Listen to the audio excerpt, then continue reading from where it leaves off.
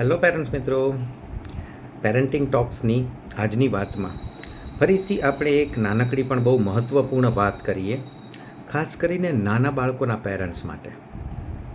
એકદમ young child, નાનું બાળક જે છે એમના માતા પિતાને મારી એક ખાસ વિનંતી છે કે તમારા દિવસના સ્કેડ્યુલમાંથી ચોક્કસ રોજ એક સમય એવો ફાળવો કે જેમાં માતા પિતા બાળક માટે બાળકની સાથે બેસીને કોઈને કોઈ પુસ્તકનું વાંચન કરે. મિત્રો, આ એક બહુ મહત્ત્વની બાબત છે. મૂળભૂત કરીને 3-4 જો હું ફાયદાની વાત કરું કે શા માટે આ બાબત બહુ જરૂરી છે, તો સૌથી પહેલો તો ફાયદો થાય છે ભાષાકીય અને શાબ્દિક જ્ઞાનમાં વધારો, એટલે કે જેને આપણે કહીએ છીએ લિંગ્વિસ્ટિક એન્ડ વોકેબ્યુલરી ડેવલપમેન્ટ.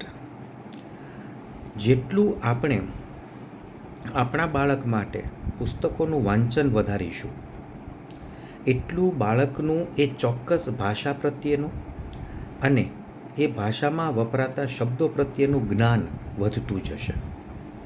અને એ ચોક્કસ કોઈ પણ ભાષા કે એ ભાષા માટેની વોકેબ્યુલરી આપણે આપણા બાળકમાં સારી રીતે ડેવલપ કરી શકીએ છીએ. કારણ કે આ એક એવો સમયગાળો છે કે જ્યારે બાળક સૌથી વધુ એક્સેપ્ટન્સ ફેઝમાં હોય છે.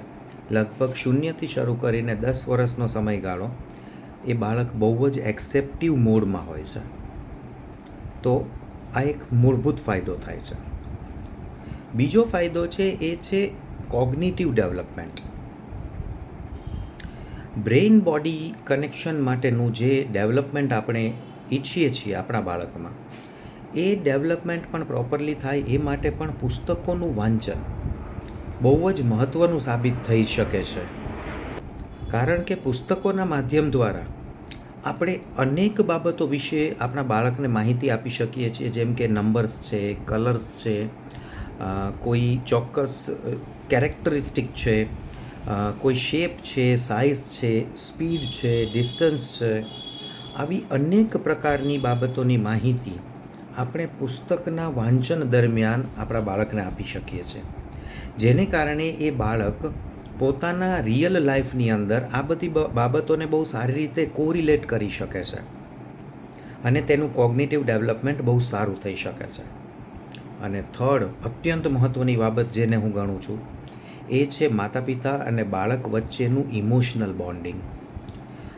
મિત્રો, પુસ્તક વાંચન જેવી કોઈ ક્રિયા દરમિયાન માતા પિતા બાળકની સમક્ષ અનેક એવા પ્રકારના ઇમોશન્સ, સિચ્યુએશન્સ, કેરેક્ટર્સની વાતો પ્રસ્તુત કરી શકે છે કે જે બાબત વિશે બાળકને સમજ આપવી અત્યંત જરૂરી હોય છે, જે કદાચ સામાન્ય પરિસ્થિતિમાં આપણે એને આસાનીથી નથી સમજાવી શકતા. પરંતુ એ જ બાબત પુસ્તકોમાં આવી રહેલી કોઈ ચોક્કસ વાર્તા દ્વારા કે પુસ્તકમાં આવી રહેલી કોઈ ચોક્કસ ઘટનાઓ દ્વારા આપણે બહુ આસાનીથી એમને સમજાવી શકીએ છીએ. અને એ એક એટલો સરસ સમય સાબિત થાય છે માતા પિતા અને બાળક વચ્ચેના ઇમોશનલ બોન્ડિંગને ઓર ડીપ કરવા માટેનો, ઓર વધારવા કે ગહેરો કરવા માટેનો. સો પ્લીઝ આ બધી બાબતોને ધ્યાનમાં રાખીને, ખાસ કરીને જન્મથી શરૂ થઈને 10થી 12 વર્ષ સુધીનું બાળક જે પણ હોય, એ દરેક બાળકના માતા પિતાને હું રિક્વેસ્ટ કરીશ, રોજ અમુક સમય નિશ્ચિત રાખો જેમાં તમે બાળકો માટેની બહુ જ ઉપયોગી પુસ્તકો એમના માટે તમે વાંચી શકો છો. સાથે બેસીને વાંચો, બહુ મોટો ફાયદો થશે. Think about it.